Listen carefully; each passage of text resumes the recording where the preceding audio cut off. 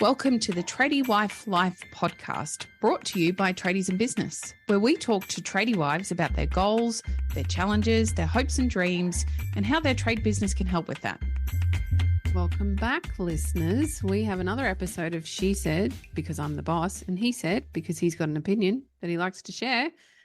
I hope that you will enjoy today's opinion. We are talking about disconnect, because we see a fair bit of it. And sadly, I've seen some pretty catastrophic results of disconnect in couples that are in business recently. Some tradie friends have, several of them actually, through disconnect and misunderstanding and then a misalignment of what they're working towards, have unfortunately found themselves in relationships that no longer exist or have changed dramatically. So they're not in a romantic relationship anymore.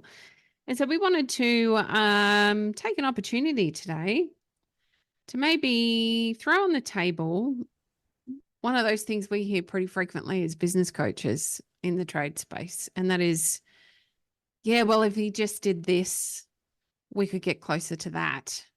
And then we hear the fella say something like, I just want to be on the tools, just like what I'm doing. I just enjoy my job. I don't want to be a big business. I don't want to employ more people. And there becomes this fracture point, I suppose, within the relationship and what people are working towards. And unfortunately, the strongest personality tends to win out in those situations. And the business is going to go in whatever direction it goes that supports the agenda of the strongest person. And we wanted to, in our usual ridiculous way, remind you of some opportunities that you have available to you. Hello, Warwick. Hello, Nicole. Hello, listeners. Stay so quiet all the way through that. I was just thinking about all the work I have to do, Nick. I was waiting for you to stop talking This so I can just get on with it. Funnily enough, it's not that hard to role play. No, it's not. It feels like something that we see every day. Maybe we might even live in it a bit sometimes. Anyway, the point is, this could be interesting for you, Coxie. No, it's fine. I don't know. If I had $1 for every time we had a couple in front of us with misaligned ideals of where a business goes or whose role or who does what or whatever that looks like, I'd be really wealthy. Mm. It's a paradigm, I think. I think it comes from a space of misunderstanding, a lack of clarity, and somebody's enthusiasm. There's always somebody in the partnership that's really enthusiastic about the opportunities available. And there's not always and often someone who just wants the results that they're currently getting. Yeah. Obviously, we don't have the answer to every scenario because there's so many nuances with every couple and how they interact, different personalities, different beliefs, different backgrounds, different experiences in life. It all contributes to some of these disconnects that you've highlighted, Nick, between the husband and the wife, or the tradie and the tradie support person. Sometimes it could be the other way around. Could be the chicks on the tools and the dudes in the office doing the Mr. Mum thing, whatever. Mm-hmm. But either way, it's a difference of opinion, or I think it's actually more of a different perspective, and not necessarily realizing sometimes that they can both work towards a common goal, just in different ways. And I think one of the most common archetypes or scenarios is where hubby just wants to put up houses or lay pipes or tiles or whatever. He just wants to do the thing that he knows, that he's comfortable with. I find a lot of guys lack confidence outside of what they know. And again, this is just based on our view of the people we work with. So it's observational, not sort of science tested or anything. I think a lot of the women have a more diverse range of experience and perspective, the wives, because a lot of them have been in the workforce, they're mums, they're involved with school, they're involved with other sporting activities, they're running the house, they're doing the bookwork, like they're bloody amazing, to be honest, which is interesting coming off the back of the last episode I did with you. Uh, so maybe we should encourage people to listen to that one to listen to this one as well. Waz is not really that bad. But I think they just have a breadth of perspective that the tradie husband doesn't yet have, could have if he chose to, if he was willing to, broaden the view a little bit. And so they're like, well, it doesn't have to be this way. Or I don't want you working 70 hours a week and missing out on all the kids' stuff. And I think a lot of the time, Nick, and I'm sure you talk about this a lot on the podcast here, the ladies can see how much it affects their men, and they'd like it to be different for them. Because that's what we do when we're in a relationship. We want the best for the other person.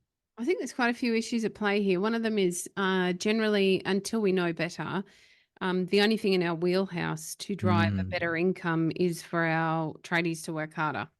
And so we tend to see them get stuck in that cycle of just working harder. But during that moment, they're letting us and the family down because they're not home. They're not around for significant events. They've got none of the freedom that they spoke about when they first went into business. The other thing that I was thinking about as you spoke through then is you're absolutely right. Most ladies don't grow up and go working straight away into a trade business. And so they have outside experience, particularly with their work. And as we say here all the time, those skills are really transferable. So are the goals and the dreams and the understandings of where a business can go. Whereas for blokes, generally, and again, we've said many times over here when in these episodes, she says, he says, we're going to be speaking in stereotypes because that's what we tend to see the most of within the industry. The blokes tend to leave school, they go into an apprenticeship, they start working for someone, they bump out as a sole trader, and then eventually they decide they want to employ some people and have a business. That's the typical pathway for the two types of people that we are talking about here. And so they don't have another experience of what business could be like. They're gunning towards a goal that they've seen someone else set, or they're gunning towards an ideal of something that they might like. However, they tend to get stuck in that cycle because they don't know any better. Not knowing better is okay. You're not taught. It's not your fault that you don't know. You're not taught this stuff. At some point, it becomes your responsibility to go and find the information so that you can make a change. What we typically see, though, is in a couple where the couple are working together, it's the lady that does the research and finds the information to make the change. And generally, in many cases, not all, many cases, they are behind the steering wheel for driving the business into a bigger and better place. And what we see here is a disconnect. Again, it's not typical, and it's very often the tradie just wants to build the houses. He doesn't want to have the big business. He doesn't want to employ the people. Yep, he might want the money or the time or the things that go with having both of those. And so we get stuck in this paradigm of push and pull and push and pull. And we end up in a space where there's a whole bunch of disconnect, both within the business and unfortunately within the relationship. And so what we really wanted to talk about today is how it's possible to have connection even though your goals or values may be disconnected. And I don't think this is something that many of us do. It starts with getting clear. How many times have we sat in front of a client and said, well, can you tell us what your goals are? And they don't know how to answer it. It'd have to be 80% of the time, wouldn't it? Yep.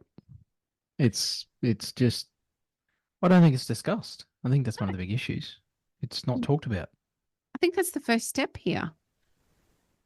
When we sit down, when you and I sit down and have a discussion about our goals, we have individual goals and we have business goals. We don't live together. We don't have a relationship. We're great mates.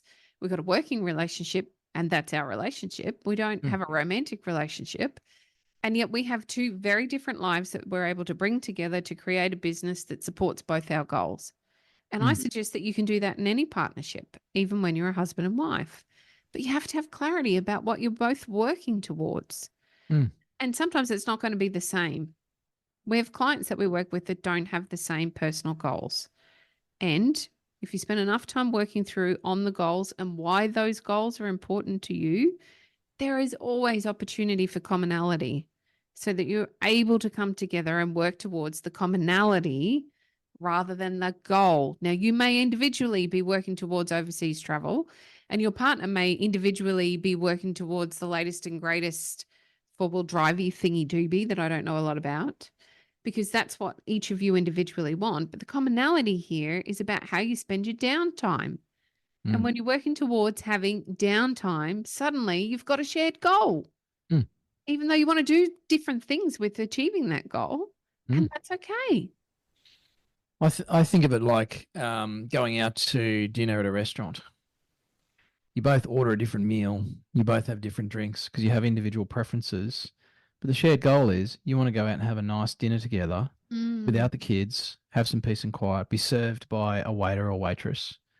So there's a commonality to that, but within it, there's individual idea about what the components are of that. So exactly as you're talking about, Nick, I just like to turn everything into an analogy. So, as you say, communication, talking is the start of that. And therein lies another problem is the ladies are much better at articulating a lot of this stuff and how they want to feel and what's important to them than the guys who are like, I don't know, I was sick of working so hard. Oh, yep. And that's where it ends. Yep. And so, look, I think it often comes down to, you used the word fault before, and I think that's a great distinction for people. If you can just stick with me for a second and really lean into this concept. While it's not the tradie's fault that he went straight from school to his trade and then, went and did an adult apprenticeship in another one because he didn't want to be a plumber. He wanted to be a carpenter. And so he's gone and got his building license and now he's doing that.